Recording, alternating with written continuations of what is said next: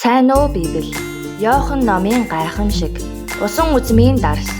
Иохан 2-р бүлэг 1-12 дугаар ишлэл. Энэ газар нь одоогоос яг 2000 жилийн өмнө Израилийн Галил дахь Кана гэх газрын хурим болж буй газар юм.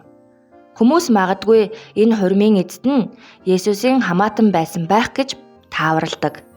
Есүс болоод дагалдагч нар нь энэ хуримд урагдсан учраас тэр юм. Гэтэл найр эд дундаа орж байтал нэгэн асуудал тулгарав. Урагдсан зочдын тоог буруу тооцоолсон уу? Бурхан минь, найрын яг эд дунд усан үзмийн дарс дуусч орхих нь тэр. Тухайн үеийн хүмүүст усан үзмийн дарс дуусгах нь байж боломгүй зүйл байлаа. Ялангуяа хурмыг бэлдэж буй гэрийн талаас бүрч байж боломгүй явдал байв. Яагаад гэвэл зочдыг урьдчаад хангалттай бэлтгэл хийгээгүй гэж олон жилийн дараач гэсэн хүмүүс ярих учраас тэр шүү дээ. Дээрээс нь хурмын дунд хамгийн чухал цагтч усан үзмийн дарс хэрэгтэй байсан юм. Сүүлчийн өдөр сүйд залуу сүйд бүсгүйдээ усан үзмийн дарснаас нэг хундагыг өгөх ёслол байсан. Тэр хундагыг авахд хурим албан ёсоор өндөрлөдөг байв. Тиймээс тосгоны хүмүүс хурим хийхийн өмнө усан үзмийн дарс хийхэд хамаг сэтгэл зүрхээ зориулдаг байжээ. Усан үзмээ хурааж, усан үзмээ хөлөөрөө бяцалж, саванд хийж шүүсийг нь гарган хурмын найр үргэлжлэх 7 хоногийн турш хэрэглэх усан үзмийн дарсаа хангалттай бэлтгэдэг байлаа. Усан үзмийн дарс дуусахгүй байх үүднээс шүү дээ. Энэ хурмын ёслолд Есүсийн их чухал үүрэгтэй байсан бололтой. Усан үзмийн дарс дуусвуу үгүй юу? Есүсийн их Мария Есүс дээр очоод усан үзмийн дарсгүй болов гэж хэлв. Есүсийн их Есүст энэ тухай хэлбэл ямар нэгэн зүйл өөрчлөгдөх байх гэж бодсон байх. Харин Есүс санаанд оромгүй хариултыг хэлв. Ээжээ, миний цаг хараахан болоогүй байна. Яг Есүсийн ихийн санснаар болохгүй гэж байгаа мэт сэтгэгдэл төрхөөр байв.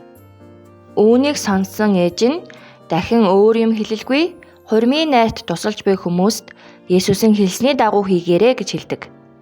Есүс ч төд удалгүй найрт тусалж буй хүмүүст хэлв.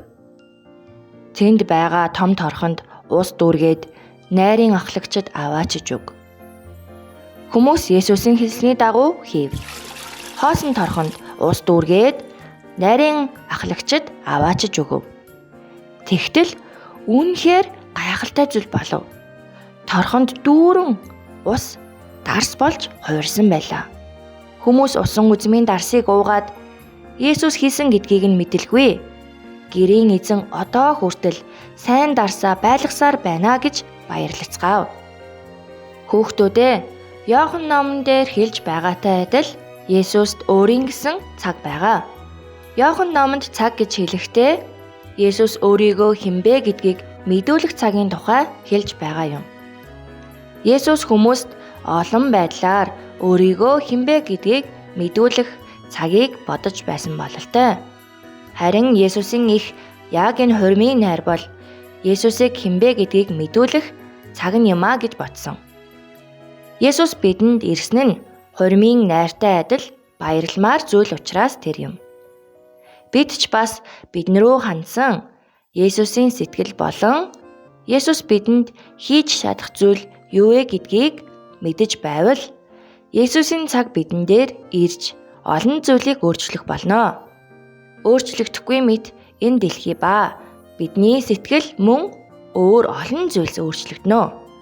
Ус дарс болж өөрчлөгдсөн шиг Есүсийн өөрчлөх олон зүйлсийг найдаж хүлээсэн 1-7 хоногийг өнгөрүүлээрэй.